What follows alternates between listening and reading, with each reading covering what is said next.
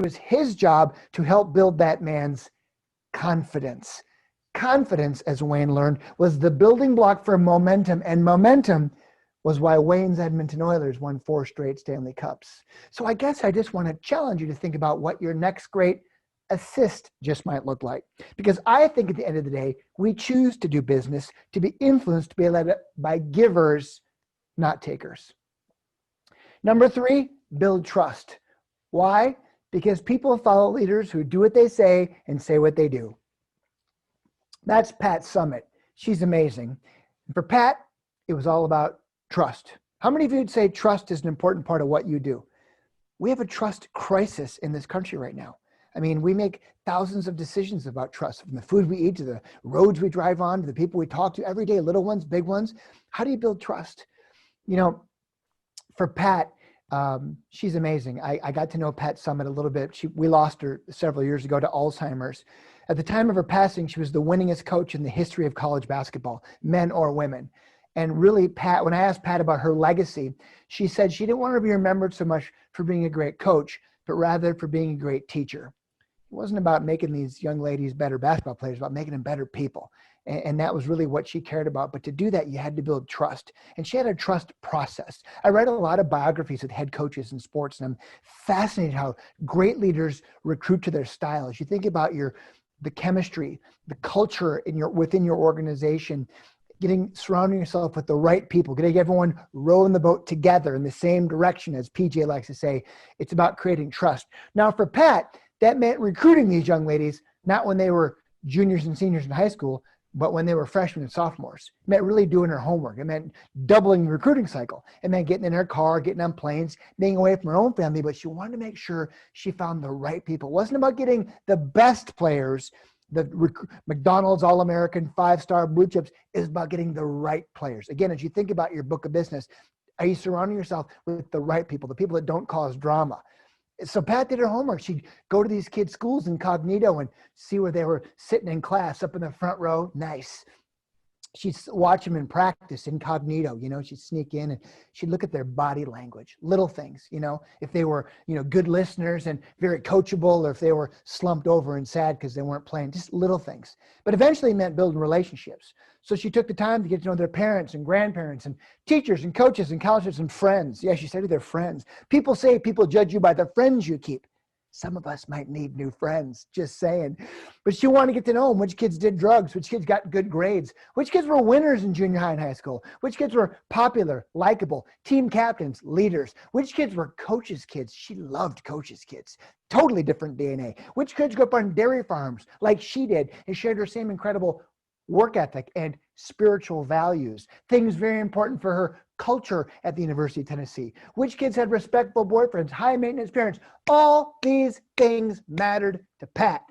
And when those parents trusted her with their most prized possession, their child, to come to Knoxville, Tennessee, they were all in. These kids loved Pat. Pat Summitt inspired greatness. She pulled it out of people. That's how great leaders do. They see their potential and they coach them up. But for Pat, it was all about building trust. And to do that, you had to communicate effectively. It's hard to connect today with a young Gen Z or a young millennial for us old guys, right? So Pat understood that. You can't yell and scream at kids today like the old school coaches did, right? So you need a different approach. Tough love, right? A lot of praise. You'd get that mile-long stare if you screwed up from Pat, but always a pat in the back. Good job. I'm proud of you. Hey, I'm having a barbecue Friday. Come on over. A personal touch. Connecting with them via social media, texting, maybe a little YouTube video. Here's some things you can work on. I'm proud of you. And man, these kids, they grew and they grew. And when they graduated, and they did because Pat promised their parents, I learned many of them would get the Lady Vols tattoo on their body at the senior ceremony. Now, how many of you guys, by a show of hands, have your corporate logos tattooed in your bodies? Stoltz, I know you got a Spire tattoo, but we don't want to see it. It's in a... I recently keynoted Anytime Fitness's annual conference. Really cool company, great momentum. They're the largest fitness chain in the world, 4,500 franchise locations. After my presentation, I watched their 1,500th franchisee up on stage, getting all tatted up with everyone out in the audience hooting and hollering. And it wasn't one of those little tattoos back here, peekaboo, no one could see it. It was a big sucker, a giant purple cartoon caricature of the Anytime Fitness Running Man Dude logo tattooed in their bicep. More than a third of their franchisee owner operators have this tattoo as a reminder about the difference between a job and a career. One's transitional, one's forever. Do you know what I learned about Anytime Fitness franchisees? I learned that they don't run gyms, and I learned that they sure as heck don't sell health club memberships. You know what they do? They help to change people's lives. Plain and simple. What do? Sell insurance, financial services, real estate? As optimists, I know you bring out the best in youth, in your communities, and in yourselves. And that's what today is all about, to think a little bit differently about how you build trust, about who you surround yourself with, and about relationships. Young people today want another part of an organization where they feel valued, where they feel there's a pathway to success. It's not about the money today. It's more about culture. It's about creating that environment where they feel like there's a reason, they're part of an organization where they feel like they're making a difference. So what could you do tomorrow to become an even more trusted advisor? That's my challenge to you. Number 4, lead with respect. Why? Because reputation isn't what you say about you, it's what everybody else says about you. That is Harmon Killebrew, another one of my childhood heroes. Oh, he was a beauty. I love him. He wrote a foreword for my books. I miss him. We lost him to esophageal cancer several years ago, and Harmon's up above rooting on our twins. We're looking good, Harm. You know, when I think of Harmon and his DNA, one word comes to mind: respect. Now, I told you before about Wayne Gretzky. Wayne was a servant leader. Wayne would never throw his teammates under the bus. No way. Harmon was the opposite. Harmon was a guy with no filter who actually really enjoyed throwing his teammates under the bus. It wasn't a popular thing to do, but it was the right thing to do. See, Harmon's contract wasn't measured in home runs and RBI. Harmon's contract was measured in being the voice of reason. See, baseball is a crazy game. I mean, it's 162 games long. There's so much drama in baseball. You're managing huge egos. I mean, you walk into a dugout, it's crazy. You got blacks, whites, Jews, Muslims, Latinos, Dominicans, Mexicans, Puerto Ricans, Venezuelans, Cubans, Japanese, Taiwanese, Koreans, Australians. It's nuts in there. You got a 4-game road trip now to put on top of that. Toronto, Boston, New York, LA. You got even more drama. This clique, well, they want to go out to dinner just with the cool kids. This clique, they want to talk that language. These guys want to listen to this music in the locker room. This guy hates that guy. This guy's chasing that guy's girlfriend. Look, if you're a manager in baseball, you ain't got time to deal with all that drama, because in baseball, they got what they call a shared vision. And what that means is that when your team sucks, they fire everybody. There's no golden parachute for the dude at the top in baseball. They're all in it together. They get 2 years, maybe 3 to win, or they're gone. That's the metric. I don't know how it is in your organization, but I work with some companies where you don't hit your sales numbers, you're gone. So managers learn they got to lean on their veterans, the clubhouse guys. You got clubhouse gals too. These are the people that make a difference. These are the most important people in here. Harmon didn't wear the C in his uniform like Gretzky did, but make no mistake, he was the captain in practice. Make no mistake, he was the captain in the locker room and on road trips, making sure people made sure that little problems didn't turn into big problems. That was Harmon's job. Hey, coach said team bus leaves at 9, not 9:05. Come on, man, you're letting the whole team know. Hey, run out every ground ball. I don't care if we're down by 10 runs, 20 games out of first place. These fans paid good money to be here, man. Some of these kids, this might be the only ball game they get to see all year. Make it count. Several years ago, I was at an autograph show. I was there signing my sports books, and Harmon was there. Cool. And Joe Mauer and Justin Morneau were there. 2 rock stars for our Minnesota Twins, making about $35 million between the two of them at the time. And there's a long line to see Justin and Joe. I mean, the line is around the corner. Everybody wanted to meet these guys, so they were just signing. It was like an assembly line. They just take the ball and it was like a squiggly line. You could barely even read it. Now Harmon's old school. He sees this, he gets upset. So he gets up, excuses himself, and he walks over and he stops his line. I'll be right back. And then he walks all the way over to Justin and Joe's line and he stops their line. And I'm watching this because sadly, there's nobody in my line. So all of a sudden the line stops and Justin and Joe look up. Hey, Harmon, how you doing, buddy? What's going on? How can we help you? And Harmon said, you guys are going kind of fast, huh? Yeah, well, there's a long line. What's up? Well, you can slow down. Slow down. He threw these guys under the bus and read them the riot act. Their eyes were like saucers. They'd never been talked to like this. But Harmon let him have it. He said, if these fans are going to honor you with the privilege of asking for your signature, you show them respect. Do it the right way or don't do it at all. You see that ball? That's a Harmon Killebrew sign ball. What you'll notice about it is it's perfect in every way. It's a long name, but it's beautifully cursively written. They've been that way since the early 50s to the day he died. And Harmon didn't just stop there. He would always very purposely turn and he would center the ball. It was an extra step, but he always made sure that the signature was right between the laces. And Harmon, he didn't just give you the beautifully legibly perfectly centered ball every time. Nope. Harmon Killebrew under-promised and he over-delivered. We love when people do that. He always gave you something extra underneath. You never had to ask. It was always a surprise. Maybe career home runs. Maybe the year he was inducted in the Hall of Fame. You never knew. And while he was signing it, he'd look you in the eyes and ask you about you. Everybody's favorite subject, a memory of a lifetime. And he would consistently do it for a 1-year-old kid who's probably going to slobber on it, or some shady-looking dude who's going to have it for a sale on eBay later that night. Harmon Killebrew was the glue, the galvanizing force, the voice of reason that held his teams together. And as you think about your teams, I want to challenge you to think about who these clubhouse guys and gals are, making sure that little problems don't turn into big problems, making sure that you know as leaders, you really know what's going on behind the curtain when you're trying to keep all those plates spinning. We need people to make sure that they're in a culture where if they see something, it's okay to say something. Like, hey, we don't put decimal points there. Hey, pick up your cigarette butt. Don't do that. Hey, hashtag me too. Don't talk to her that way. And put a mask on, right? We need people to make sure that people are doing the little things the right way.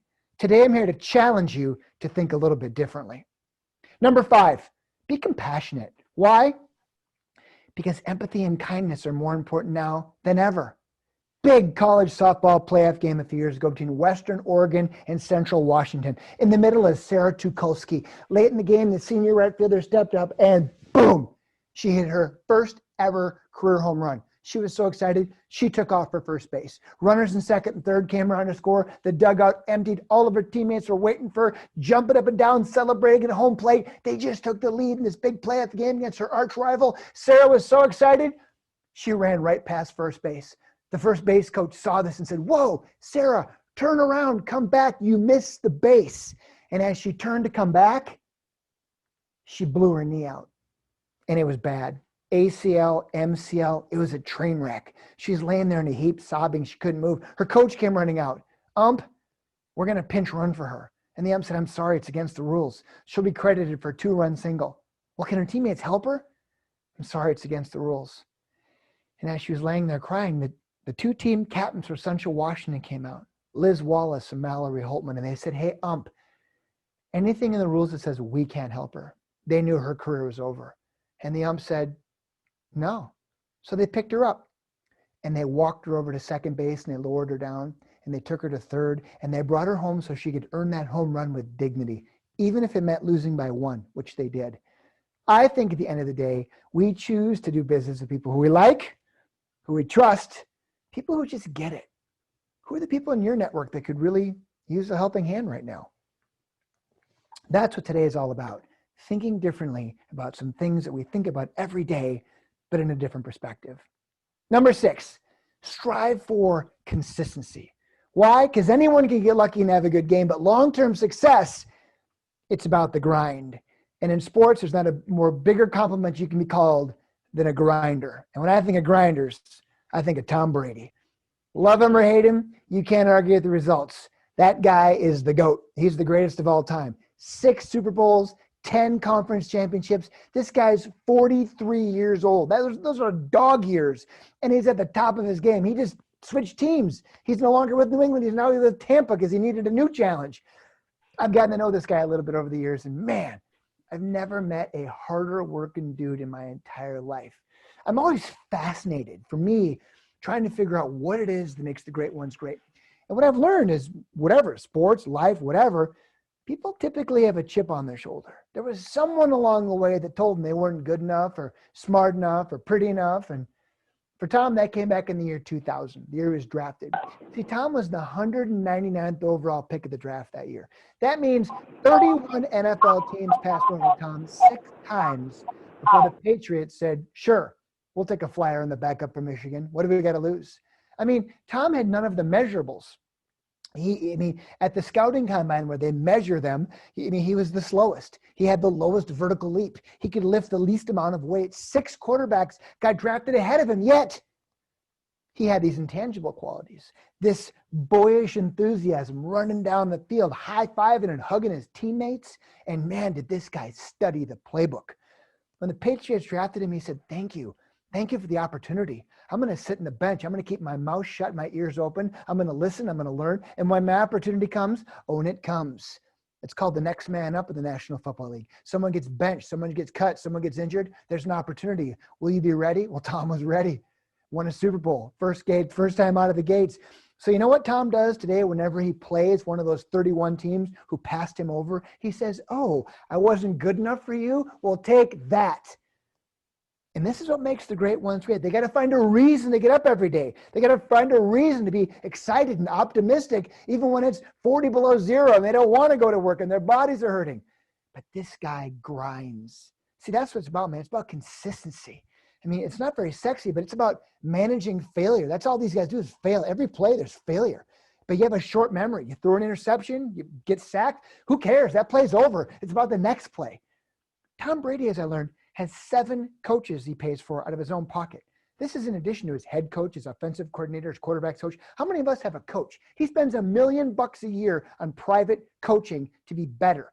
He has a mental health coach, a neurologist on staff to help him understand the science of peripheral vision and reflexes. He's got a yoga coach, a Pilates coach, a plyometrics coach, dietitians, nutritionists, strength and conditioning coach. But I think the most interesting coach, all part of what they call Team Tom, is the coach that does nothing but help him break down film. He has a video coach. There's a saying in football, the film don't lie. It's true. You ever recorded yourself, maybe on a sales call? You ever recorded yourself working with a young Gen Z or a crotchety old boomer? It's a trip. Maybe a foreign customer, someone difficult. It's true, the film don't lie. I've actually incorporated this into my own business. Now I hire a speech coach to record me and tell me how bad I suck. It's painful, but feedback is a gift if you're willing to listen. And at this level, if they think you can help extend their career 10 more minutes, they don't care what it costs. They're all in. But they're called the Departments of Decision Sciences. Working closely as a member of the media, this is what goes on behind the scenes now at all the teams.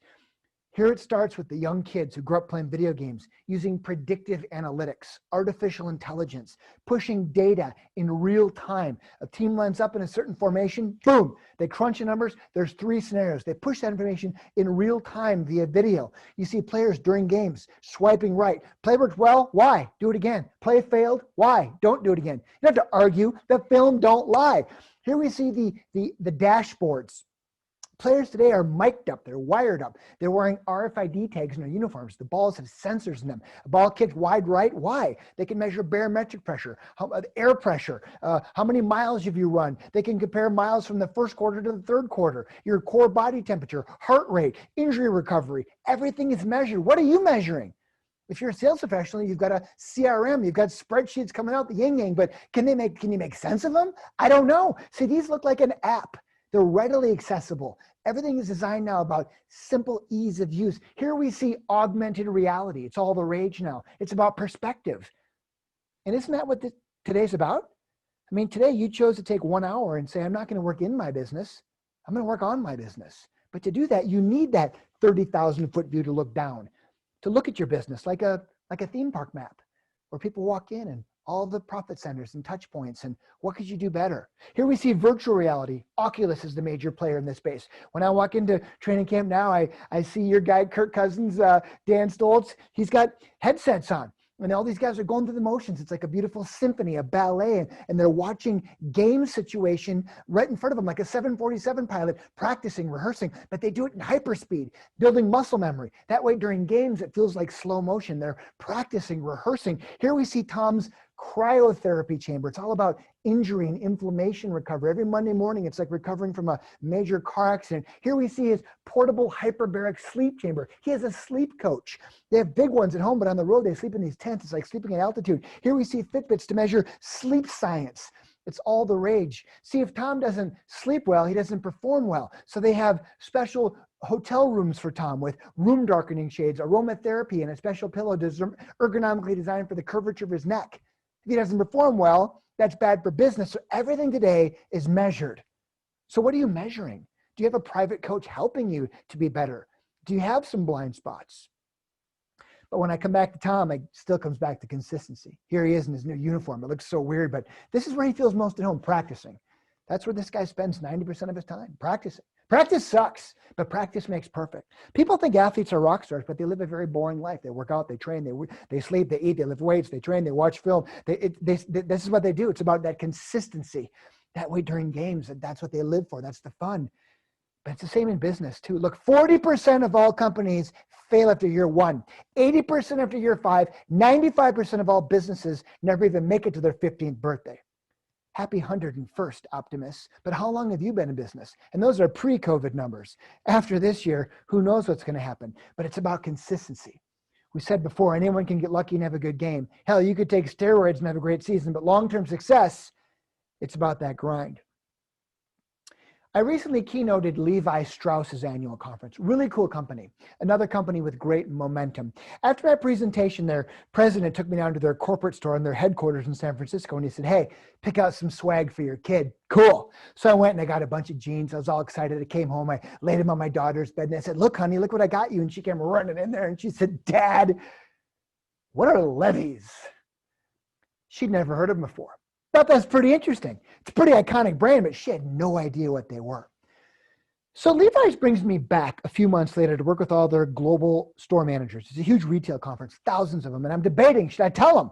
I know this is going to break their heart, but I think they need to know there's a 13-year-old girl running around the Mall of America that has absolutely no idea what their product is.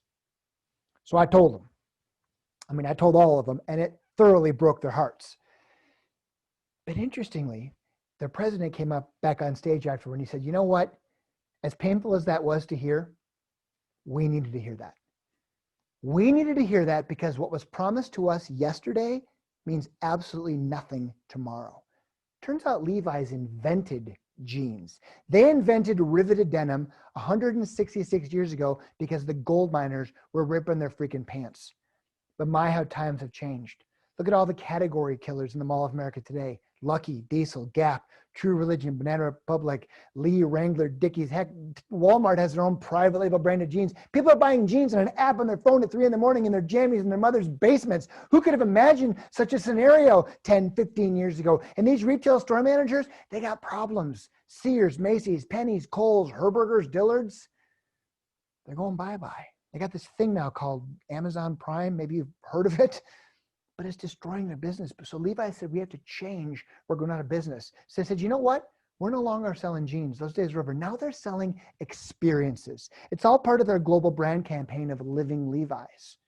Where were you in your first pair of Levi's? Remember your first kiss? Your first date? They've had experiences to their brand. What's old is new again. Young celebrity influencers like Taylor Swift and Beyonce are bragging about Levi's on Instagram. Who'd have thunk? Levi's spent $250 million on the naming rights for Levi's Stadium, home of the San Francisco 49ers. Now, they had the Super Bowl there 5 years ago. Very strategically, it was Super Bowl 50. They timed it all out.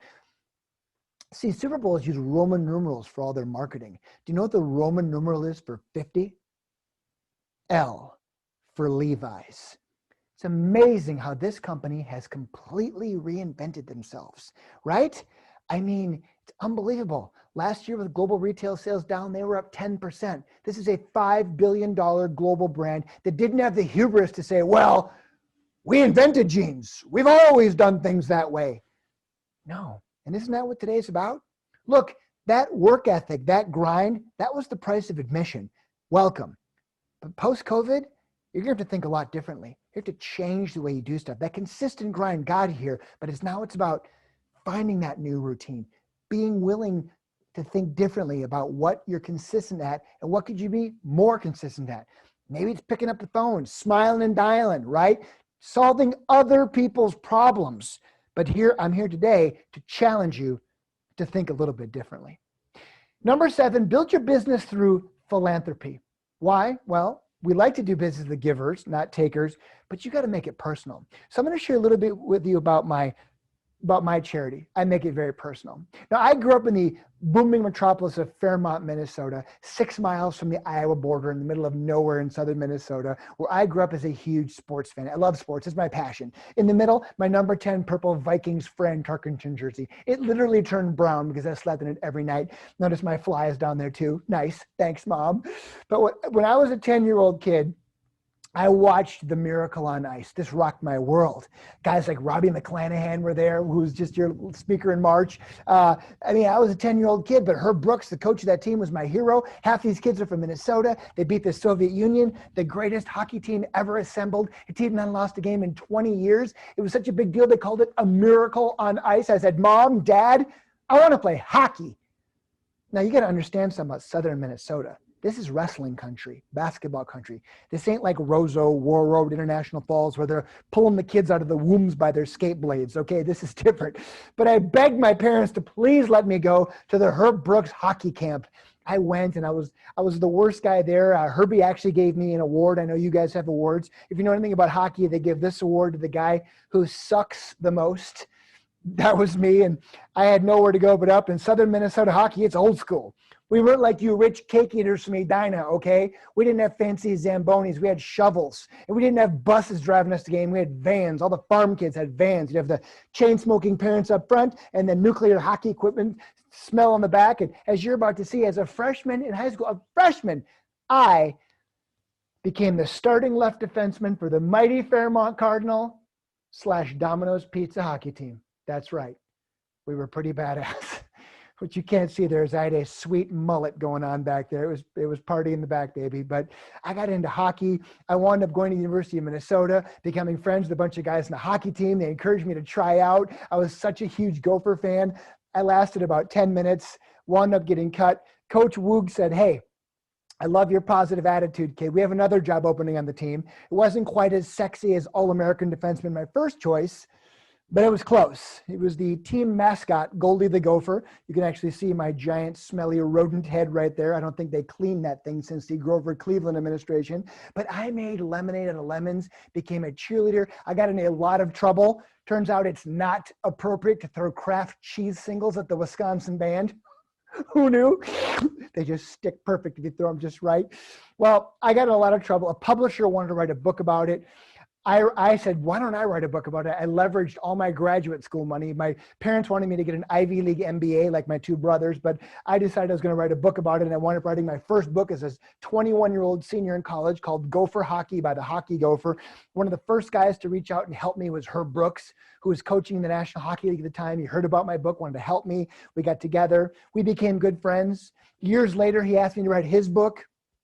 Got to spend almost a year working on the book with him, and never forget the weekend of August 11, 2003. Herb and I were up golfing at a charity tournament up in the Iron Range, raising money for a great cause. And Herb had to leave early that day for a speaking engagement. And I remember driving home, the book was almost done, and turned on the radio and I heard the news. Herb didn't make it. He was killed in a car accident going home from the tournament that day. I remember crying and listening on the radio, and I came upon the crash site up in 35 and 35E come together and thought, man, what can I do? This guy really inspired me. So I decided to help create the Herb Brooks Foundation, which is a wonderful cause with his family. And Robbie McClanahan is on our board of directors, and written a couple books about Herb. I donate proceeds from my books and speeches to this wonderful cause. And our mission, we're looking for the next Gretzky, trying to get more kids interested in playing sports. We have a Rink Rats program for inner city kids, disadvantaged kids, kids with special needs, Down syndrome, autism. The women's Olympic team trains at our rink up in Blaine at the Super Rink. We have a dry land facility, and they just won a gold medal in Pyeongchang. And of course, we get rock stars like Zach Preezy and Ryan Suter to come to our golf tournament. We've raised millions to get kids interested in playing hockey. Look, I don't care if you know the difference between a blue line or a clothesline. What you got to know about me is I'm very passionate about getting kids interested in playing sports. And what I've learned is that when I connect with other people and they like sports, turns out sports for me is a universal language. Whether I'm talking rugby in New Zealand, cricket in South Africa, people love sports. That's why I learned early on all my books were tied to different charities. This is how I've done thousands of TV and radio interviews over the years for free. I'm never trying to sell a book. I'm trying to sell the outcome. Don't buy my book. Let's help find a cure for Alzheimer's. Let's help find a cure for pediatric cancer. There's an old saying, people don't want to be sold, but they love to buy, especially from people who share their values. So imagine if you started thinking differently about your customers or prospects, going on their LinkedIn profile, looking at what charity they're super passionate about. And then you got involved, not just with your money, that's easy, but your time. That's how relationships get sticky. See, great companies are known for giving. One of my favorite companies is Starkey. And you guys know about Starkey? It's a hearing aid company, $6 billion medical device company headquartered here. Every year, my wife and I get to go to their gala. Every year at their gala in St. Paul, they raise $10 million. Why? Because their founders, Bill and Tawny Austin, their passion is to watch people hear for the first time. Their social media is full of little kids listening to their moms and dads speak for the first time. They get rock stars and politicians and athletes to go to Haiti and Ghana and Liberia, and they give away hearing aids. It's incredible. I mean, every year I get to speak at their big expo in Las Vegas. I'm what they call a mini keynote. I'm in between President Bush and President Clinton. Talk about bipartisanship. Turns out everyone can agree on hearing health. In a massively commoditized world of hearing aids, Starkey has differentiated themselves through their philanthropy. People are willing to pay more for their products because of how much they give. What are you known for? H-E-B grocery store, another one of my favorite companies. It's a $26 billion grocery chain out of Texas. What they learned is you have to be there for people when it matters most. When Hurricane Katrina hit, they weren't ready to go. So when Harvey hit, they had a whole fleet of trucks, mobilizing them in areas of food deserts. Some of their stores were flooded out, windows broken. They just told their customers, take what you need. It's on the honor system. It's an ESOP. It's a company-owned. I've never met more loyal customers than H-E-B customers. They love them. Are you loyal to your grocery store? How do you create loyalty? It doesn't take a lot to give. That tweet by J.J. Watt raised $40 million for hurricane victims. When one person does something amazing, it creates momentum. You could do it too. I mean, I was speaking at a financial services conference in Puerto Vallarta, Mexico, a couple of years ago, and I brought 100 copies of my book to give away. I love giving them away, and I thought, let's do something creative. Everyone had a good year. So I talked to the hotel concierge. He told me about Maria. She has an orphanage there. So we sent a car, picked her up. She came over, gave a little 2-minute talk. I said, guys, if you want a book, take a book. It's my gift. But if you want to buy a book, we'll give the money to Maria. We raised 10 grand for Maria that morning. Now that's not a lot of money to you and I, but for Maria, that'll make a difference. So tweet that. Facebook that. No one freaking cares what you had for breakfast. Today, I'm here to challenge you to think differently about how you give back, about your social media strategy and what you're known for. What causes can you start getting involved with? Maybe you want to create a charitable foundation, a 501c3. Maybe you want to get involved in another one. I don't know, but do it. Do something. Optimist, man, 80,000 members, 3,000 chapters. You guys give away tens of millions of dollars every year. Thank you for what you do, Optimists. But maybe you could think differently about how you could get involved even more. Church, school, kids, just saying. I'm here to challenge you to think a little bit differently. Number 8, find your currency. Why? Because in the new economy, currency isn't money. For me, it's my books. Whenever a new client wants to hire me, I don't send them a brochure. I send them a bunch of my sports books for their bathroom library. What that does is it starts a relationship, gives me permission to call back, start a conversation. But there's so many other forms of currency. That's my best friend, Sam Richter. Whenever I have a gig, I recommend Sam. I'll be recommending to you guys too. It's not monetized. I mean, even though we're competitors, we help each other. Whenever I get him a gig or he gets me a gig, it boozes on you. I don't know what that thing is, but it looks pretty tasty. That's currency. I have a referral process. I get more than 1/3 of my business from my direct competitors. Do you? I'm always referring people. That's what these groups like the Optimists are about, right? It's benevolent, but it's business. How about mentorship? That's my friend Pam Borton, former Lady Golden Gopher basketball coach. She wanted to get into speaking. I was able to help her. Here's my buddy Greg Coleman, former punter for the Vikings. It's a wonderful charitable foundation. I'll sponsor a hole, donate several hundred books for the gift bag. It's amazing the CEOs, television producers who I meet at those rock star events who wind up hiring me, putting me on TV. You got to surround yourself with the right people. What can you give? This is what I call currency. Maybe it's wine or honey or music or just your free advice. I don't know, but it needs to be something better than money, right? How about a free speech? I'm here today free. Why? Because one of my friends, Dr. Manny Style, asked me to be here today. Thanks, Manny. You're awesome. I'm always happy to help out a friend. Could you? Of course. It's about karma. Or maybe it's just a social media plug, right? Now, this is tricky. I only use LinkedIn, but I've already got a post all teed up for you guys. I'll be bragging about the Optimist today. It'll go through my network. It may get 5,000, 50,000 posts. I don't know, or views, but that's what I want to do. I use it to honor, acknowledge, and thank others. Don't use it for evil. That's why I'm not on Facebook or Pinterest or Instagram, because social media can be so evil. Use it for good and try and acknowledge others. That's what I do. So think about your currency. Think about referrals. Think about how you can help out others. That's my mission today, is to challenge you to think a little bit differently. Number 9, take risks. Why? Because we're all going to need to try new things, even if that means failing every once in a while. Now, did I mention at some point today how much I hated the Green Bay Packers? I can't remember. It's confusing. But yeah, when they decided they were going to send their guy, Brent Favre, to my Minnesota Vikings after 16 seasons with the filthy cheeseheads. Are you kidding me? It felt very dirty rooting for this guy. I mean, I'm a Vikings fan, so I had to, but it felt kind of dirty. I was conflicted. So I wound up writing a book about it called I Love Brett Favre. I hate Brett Favre. I love Brett Favre. I hate Brett Favre. I didn't know if I'd be rich or in prison, but when the announcers on Monday Night Football started flipping my book in front of 40 million people, it went viral. Look at that, Mom. Super Target bestseller end cap. There I am next to Rachel Ray, Dan Brown, Nelson DeMille, Joel Osteen. That's two facings across from toothpaste. You can't buy that real estate. I'd built a brand. I thought, how was I ever going to top that?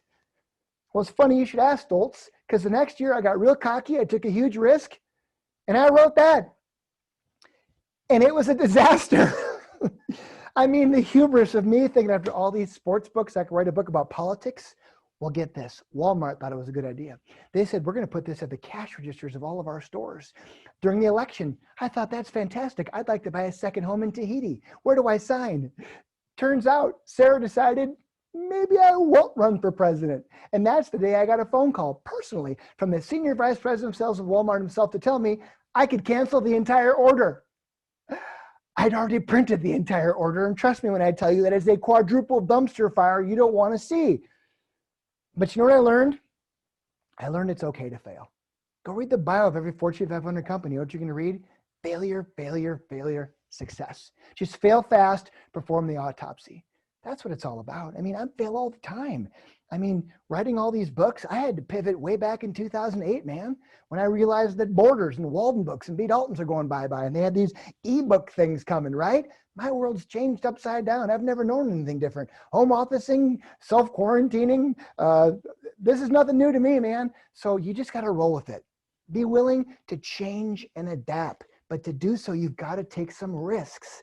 Now is the time. There'll be so many opportunities. We'll all be kicking ourselves a year from now going, man, why didn't I think of that? I'm here to challenge you to think a little differently. Number 10, provide incredible customer service. Why? Because people want to feel like they're your only customer. And if you don't make them feel that way, I'm sure somebody else will. And that means getting creative to solve problems. Now, last year I had a big problem. I was flying through the Detroit airport with my wife and daughter. It was a pink tag flight. It was a regional jet. You know, the ones where they're so small that the carry-on won't fit up above. So you have to gate check it. And you could wait out there in the jet bridge for 1 minute or 10 minutes or 20 minutes. And we had a next flight. We had 19 minutes to get to the other terminal. And we were on a roll. We had to go. All of a sudden, we're waiting, and Juanita from Delta came up the stairs, and she said, are you the Bernstein family? Yes. Come with me. We walked down the stairs, and she took us down onto the tarmac where she had a Porsche SUV waiting for us with our bags loaded, some goodie bags with some snacks. She said, we really appreciate your business.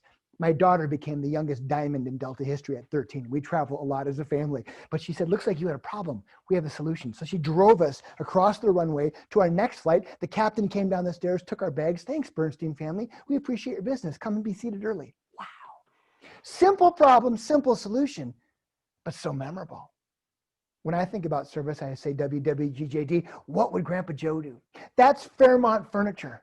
My great-grandpa Joe started that store in 1939. I'll never forget the day I was in working with my grandpa, great-grandpa, my dad, my brothers, and a farm family came in, pretty down and out in their luck, and they returned a bunch of old used furniture to our store that they didn't even buy from our store. I said, Grandpa, why would we do that? And he said, because it's the right thing to do. We live in a small town and we take care of people, especially when they're down. And sure enough, people drive all the way from Wisconsin and South Dakota and Iowa to buy furniture from my family. It wasn't better furniture. It was the same. It wasn't cheaper. It was the same. But they wanted to do business with my grandpa because he always took care of people, and I never forgot that. So whenever I screw up, and I screw up all the time, I put down the keyboard and I pick up the damn phone and I call people. I want them to hear my sincere, authentic apology or explanation. And you know what people do when they hear that sincere, authentic voice, not a text, not an email? They go, okay, thanks. Turns out that's really all they wanted, just someone to put on their big boy pants and be accountable. Don't kick the can down the road. We've gotten away from so many things today, but I think simple service today is just picking up the phone and talking to people. That's what I want to challenge you to think about. What does extraordinary service really look like? It's not rocket science. It's just simple things that I'm here to remind you about doing differently. Number 11, try to find your why. Colleague in our business, Simon Sinek, I'm a big fan, talks about the why. And for me, I never really knew what it was for a long time, but for me, I figured it's your drive. It's why you get up every morning, right? And I'm guessing for most of you, you're going to say the same thing. It's probably your families. And for me, it's absolutely that. I learned that the harder I work, the luckier I get. I know that for every gig I give in Duluth, Des Moines, Medicine Hat, Moose Jaw, it leads to an amazing opportunity somewhere around the world. You meet the right people, and I've been able to speak in all 7 continents. The last few years, we've had trips to China and Easter Island and Machu Picchu in Peru, Antarctica, even Mount Everest. Wow. It's amazing. This is my why. My home is filled with hundreds of pictures taken by random strangers of the 3 of us just around the world. And this is what I love. This is my happy place. But for you, it's really figuring out your why and what it is that really drives you to succeed. Is it money? Is it time off? I don't know. Those are all good things. But when you figure out your why of why you really want to do what you do, and you're not just pushing the rock up the hill, that's when I think you're really going to make a change. And as I wrap, I want you to think about your legacy. Why? Well, it matters. It matters to you and your family and your customers and their families. And I want to leave you with my hero, Herb Brooks. It's hard to believe it's been, 17 years since we've lost him this last August. And I'm honored to be able to carry on his legacy. Herb's favorite poet was a woman named Linda Ellis. She talks about the dash. Maybe you've seen her stuff on YouTube. She's wonderful. We've all got that number there. And then that one on your tombstone, it's coming. I hope it doesn't come for a long time, but it comes quick. And in the era of COVID, it can come real quick. And all you get in between is what Linda calls that dash. So I want you to think about your dash. And I want to ask you if you matter. If you made a difference, if you're making a difference to your family and your customers and their families. Herbie really made a difference. He inspired a lot of people. Herb had this acronym he used for every major decision he made in life. He called it QTL, quality time left. How much you got? Are you living a passionate, purposeful life, or are you pushing that rock up the hill? What do you want to be when you grow up? That's what today is about. It's about thinking differently about this pivot point, about halftime. What do you want to do? Whatever stage the game you're at. I heard this old proverb and it really changed the way I run my business. It goes like this: days and weeks and months drag on, but years fly by. If you got kids, then you know what I'm talking about. That old saying, you're only as happy as your unhappiest kid. And that's why I'm all in. I'm trying to work hard so I can play hard, because the kid's off to college before I know it. And wow, life has changed. So that's what this is about. It's about enjoying these moments, enjoying this, for me, this 6 months at home. I'm going to lose a fortune this year, but I'm down 50 pounds. I'm never going to get that. It's never coming back, right? So you have to try and find these silver linings. When I think of Al Michaels and his iconic call back in 1980 about a hockey game, do you believe in miracles? Yes. I can't help but respectfully disagree. There were no divine interventions for Herbie. It was just about hard work, commitment, and about taking care of people, especially who Herbie called behind the scenes people. In his world, these were truck drivers, Zamboni drivers, trainers, equipment guys. If they were up till 2 a.m. after a big weekend series against North Dakota or Wisconsin, hanging equipment till 2 a.m, they could always expect to find cold beer, hot pizza, and a personal handwritten note from Herbie, like a Willy Wonka golden ticket. Thanks, guys. I couldn't do it without you. There's probably a whole team behind you too, pushing paper. Maybe they didn't get to come to the meeting today, but take care of them, treat them right. And lastly, have fun. Why? Because we like to do business, to be influenced by fun, nourishing, passionate, positive, optimistic people. And whatever stage of the game, remember, age, it truly is just a number. That's my buddy George. He's a competitive swimmer in Australia. And guess what? Wins every race he competes in. You know why? Nobody else in his age group. How great is that? Look, being a champion, it's a choice. It's your choice. And just like Wayne Gretzky, every morning when you get up to go to work, you get to decide what your attitude is going to be. Positive, amazing, optimistic, or negative and toxic. But remember, winning just for the sake of winning, it's fleeting, it's hollow, it's not sustainable. Remember, there's a fine line between cheating and gamesmanship in sports, in business, in life. Follow your moral compass, your true north. You'll be tempted to take shortcuts along the way, but don't. Don't wind up like Lance and Bernie from a hero to zero on my wall of shame. Remember, individuals win games, but it takes a team to win a championship. And it's been my honor to be an optimist for the day. Thank you very, very much. I hope there's a rousing standing ovation at home. These virtual gigs are crazy, man, but I'm honored to be here. Thanks, Jerry. I appreciate that. But that's it. I'll answer a few questions, whatever it is. I'll just sit here with my Spire truck, my shameless plug for Spire because I'm such a Dan Stoltz fan. But that's it. Thank you. How you feel, Ross? Thanks for doing that. Been watching the chat box. People have been commenting, and already they've been saying it's the best speech that they've heard. Oh, thank you. It's a very reflective day, and your talk is very inspirational and very motivating. And it really. Thank you, Plummer. Thank you, and thank you, Terry Gorman, Don Silverta, Scott Plum, Manny Style, Dan Stoltz, Drenda Wendell. I want to thank all you guys for having me. I know it's a number day to day, but I appreciate you letting me be here. And if there's anybody that wished that they had heard Ross speak, I encourage you to reach out to Ross, and I encourage you to find organizations that can hire him and support his foundation. And you'll be able to find his website, his emails on his website. So Ross, thanks for filling in the last minute. I'm so grateful that Manny picked you, and I'm so grateful that everybody joined us today. So Terry, I'll turn it back over to you. Thanks. Thank you very much, Scott. And thanks, Ross. It was fabulous. I just can't believe the energy, the optimism. Boy, and I've got a little something for you. I'm not sure if there's any room on your wall back there, but I have a copy of the Optimist Creed that we'll give to you, that you somewhere can put there. You can put it in your pocket, whatever might work. I'm also going to send one because you just hit every tenet of the creed. It was just great. It was fabulous. I'm also going to share with you one of our books that we wrote, the club members wrote. Yeah, I saw Voices of Optimism. Congratulations. It's one I think you'll really enjoy. It was fabulous. So thank you so much for being here. I really appreciate it. And just thank you. So, folks, I think that's going to take care of our meeting for today. It was wonderful. Ross, I love your energy. I love the way you do it. It's spectacular. Thank you so much for being here, especially on sort of a short notice. But it was wonderful.